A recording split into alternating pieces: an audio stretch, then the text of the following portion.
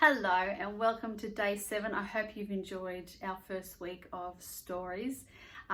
Today's book is something that was handed down to us from someone in my family, and you know what, I'm amazed at how much Tilly loves this book because it's quite a long story and for a little girl, but I think it's because she loves the paintings, which is amazing because it's got these beautiful reproductions, I suppose, of these Impressionist paintings, and it's a really great introduction to art, and she loves the story that goes along with it. So I'm actually kind of matching the book today, which is not planned. I think that's just it's just a beautiful coincidence. So this book is called Katie Meets the Impressionists. It's by James Mayhew, and this is how the story goes.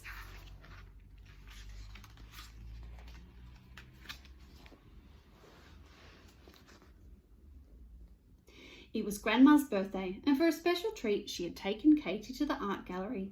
Katie loved the gallery because you never knew what you were going to see there. "Look at the flowers in the paintings," said Grandma. "I can only see blobs," said Katie. "The pictures are made up of blobs," said Grandma, "but when you stand well back, the blobs make a picture." Katie wandered off into the next room to try. There she saw a painting called The Luncheon by Claude Monet, and when she stood back, Katie could see a garden. Grandma would love flowers like those for her birthday, she thought. She closed her eyes and sniffed. She was sure she could smell the flowers. And when Katie opened her eyes, there she was amongst the daisies, hollyhocks, roses and sunflowers. "Can I pick some flowers?" said Katie to the little boy who was called Jean. Jean called his mother and Nanny over and spoke to them in French. "Un bouquet?" said his mother. "Oui, Jean, you go and help the girl." So Jean and Katie gathered flowers together. "Are you going to paint them?" he asked. "No, they are for my grandma," said Katie. "Papa paints flowers," said Jean. "I'll show you." Jean took Katie to a room full of pictures, like a small gallery. "This is Papa's studio," he said. "He's a famous painter called Claude Monet." "I'm good at painting," said Katie. "Let's have a go." They mixed the paint on palettes with brushes and found canvases to paint on. They painted portraits of each other using blobs, just like real painters. "Now I'd better get back to Grandma," said Katie, and they went out into the garden. "Will you come another day?" asked Jean. "I'll try," said Katie. She picked up the bunch of flowers and, waving goodbye, climbed through the frame into the gallery. Katie saw that the bunch of flowers was beginning to wilt. "What I need is some water," she said, looking around the gallery. She saw a painting called A Girl with a Watering Can by Pierre-Auguste Renoir. Katie looked around her to make sure no one was watching her and climbed inside. "Can I have some water for my flowers?" said Katie. The little girl put the flowers into her watering can. "Voila," she said, but the flowers still drooped and flopped over. Oh dear. "Come and pick some more," said the girl. So Katie and the girl trampled through the garden picking flowers. Katie pretended it was a jungle and that she was a panther chasing the girl. Suddenly there was a terrible scream. It was the girl's mother. "You have ruined my garden," she shouted. "It wasn't me," said the girl. "It was her," and she pointed at Katie. "Come here, you naughty child," said the mother. But Katie ran for the picture frame and leapt into the gallery, leaving the flowers scattered behind her. Oh dear.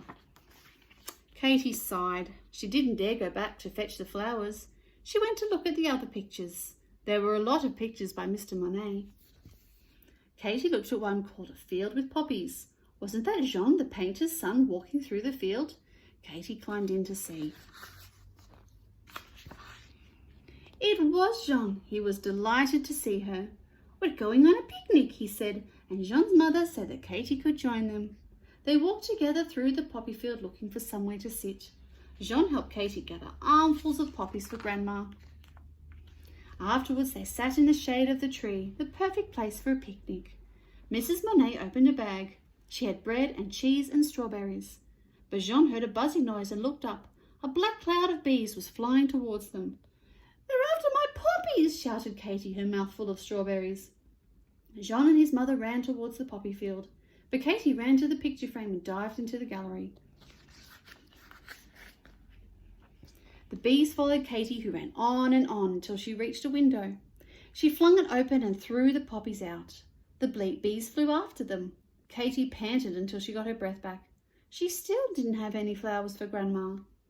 She saw another picture by Pierre-Auguste Renoir. It showed a girl at the theatre and was called Her First Evening Out. This girl was holding a posy of flowers. Grandma would love a posy like that, said Katy before jumping into the picture. May I have your flowers? Asked Katy. I'll swap my hair ribbon. Hush, said the girl. The ballet is about to begin.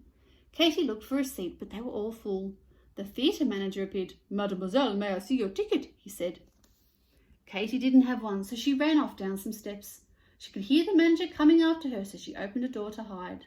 On the other side, people in colourful costumes shouted at Katy, so she ran away from them towards some bright lights and the sound of music. Katy pushed past heavy velvet curtains and found herself on stage. The dancers held their breath. So did the musicians in the orchestra. So did the audience. What was Katy going to do?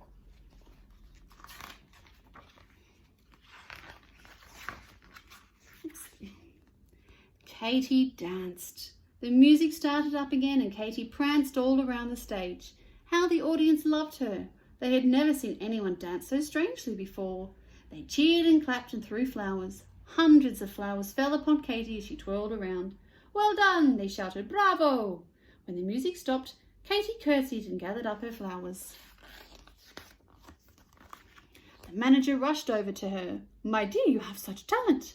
Katy blushed. I just jumped around a bit, really, she said. You must dance every night. You will be famous, said the manager. Thanks, but it's Grandma's birthday, said Katy. I must get back. But Katy could not find her way back to the picture frame. There were people everywhere changing costumes. She was afraid she might be stuck in the theatre picture forever. All of a sudden, she saw another frame. I must be in another picture, said Katy. She gathered up her bouquet and climbed to the gallery. Katy looked back at the picture. The Blue Dancers by Edgar Degas, she read. I wonder if I would have been painted if I'd stayed still long enough, she said. Then Katy ran over to her grandma and gave her the flowers. Happy birthday, Grandma. Oh, I say, said Grandma, wherever did you get these lovely flowers? Katy just laughed. But what was that in her pocket? It was a paintbrush. Mr. Monet will need that, she thought. She ran back to the first picture, left the brush on the frame, and then ran to catch up with her grandma. And that's the end of today's story, Katy Meets the Impressionists. I hope you enjoyed that and a little touch of art, and I look forward to seeing you again tomorrow. Bye.